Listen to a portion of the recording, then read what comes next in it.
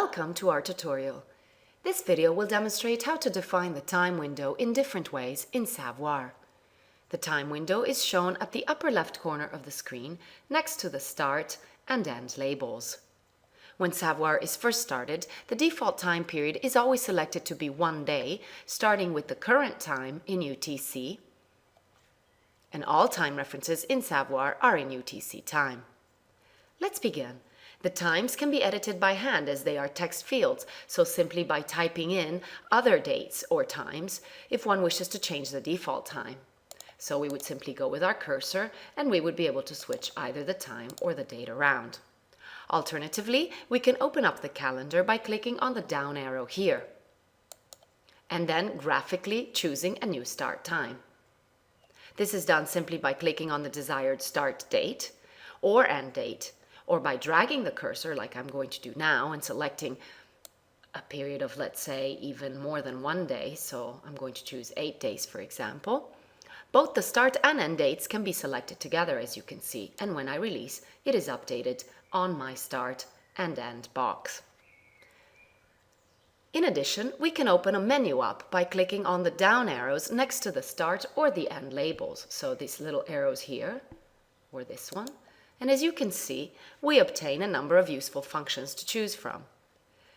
Previous period will update the times to have the same duration but ending immediately before the current time window. Similarly, next period shifts the time window after the current time window.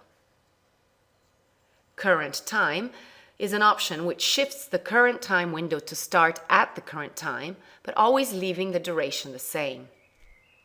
Whilst the advanced time selection opens up a dialog window here, if I were to click on it, at which point we are able to choose the time periods also using the satellite start and stop orbits, which can be useful in many circumstances. Firstly, we'd have to select a satellite that you're interested in, so you could go here and select any of the satellites, and the same with choosing the orbit propagation to use for calculating the times and orbit numbers. Here we are going to choose the sun synchronous orbit. Then, as you change the orbit number from here, the start or end date also changes automatically, as you can see on the right under time selection. And this is the same for either the start or the end, as you can see. The duration is shown as number of orbits here. But one could show it in days, for example. So if I click on this, I have a whole list to choose from. And if I were to select days, then I could decide to insert my 9 days here rather than in the calendar. And we see that the period is updated accordingly. The round to day boundaries checkbox here can be set to reset the time to 0, so that only 1 day boundaries are used. When I hit the OK, it will update my time period according to what I've entered. As you can see, it is now updated here in the calendar boxes. In addition to what we just saw regarding time changes, we could also go to the Edit menu up here, select the Properties submenu, and then from this column here, we would click on the time option to be able to have a new dialog window where we can select the time settings and have a whole number of options available regarding time. It displays the current time period and allows you to specify the default time window here. As I had explained before, when one first launches SaVoir, it takes the current UTC time and puts in a period of 1 day.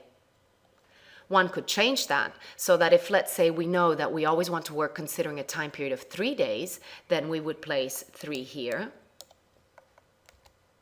At which point, every time SaVoir is launched, it will consider 3 days by default rather than 1. Again, here we have various units that we could choose from. It is on days, but one could put either seconds, minutes, hours, or even weeks, months, etc. The next field is that of persistent time window.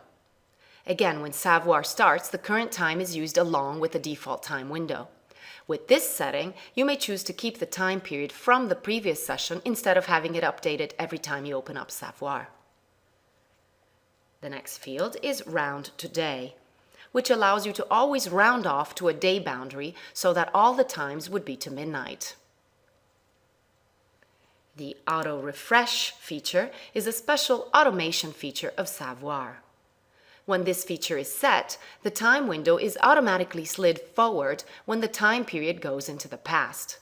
At the same time, the intersection calculation is triggered so that new results can be done periodically, say every day.